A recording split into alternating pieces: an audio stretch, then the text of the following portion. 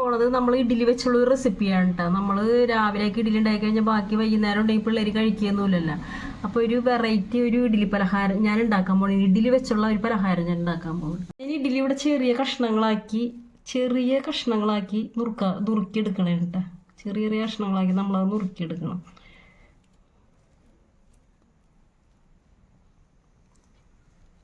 ചൂടായിട്ടുണ്ട്. അതിലേക്ക് ഞാനൊരു 4 ടേബിൾ സ്പൂൺ വെളിച്ചെണ്ണ ഒഴിച്ചു കൊടുക്കുകയാണ്. ഞാൻ ഒരു കതിരി വേപ്പില,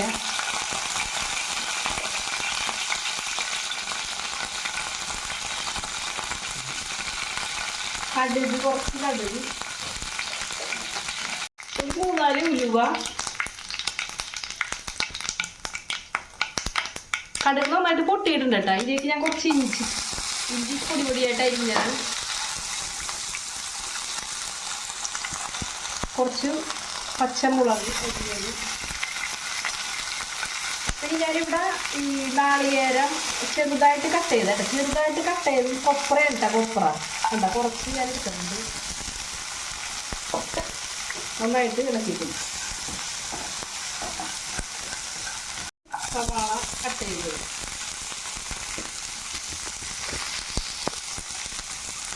നന്നായിട്ട് വഴറ്റി കൊടുക്കാം.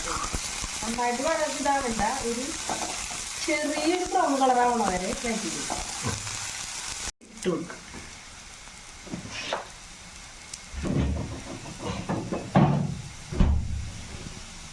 ഇതിലേക്ക് വേണമെങ്കിൽ carrot, cabbage, beans, green peas അങ്ങനെയൊക്കെ ആഡ് ചെയ്യാം. ഞാനതിപ്പോൾ അത് ചെയ്യണില്ല.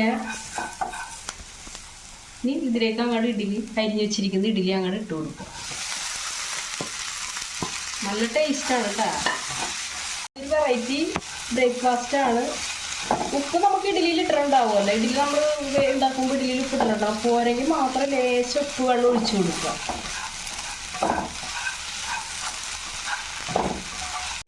അടച്ചു വയ്ക്കണം.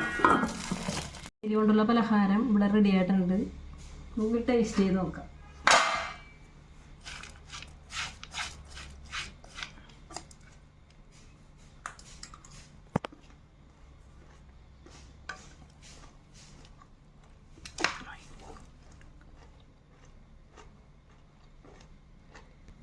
അടിപൊളി ടേസ്റ്റാണ് കേട്ടോ. നമുക്ക് ട്രൈ ചെയ്ത് നോക്കാം. എൻ്റെ വീഡിയോ നിങ്ങൾക്ക് ഇഷ്ടമായാൽ ലൈക്ക് ചെയ്യുക, കമൻറ്റ് ചെയ്യുക, ഷെയർ ചെയ്യുക, സബ്സ്ക്രൈബ് ചെയ്യുക.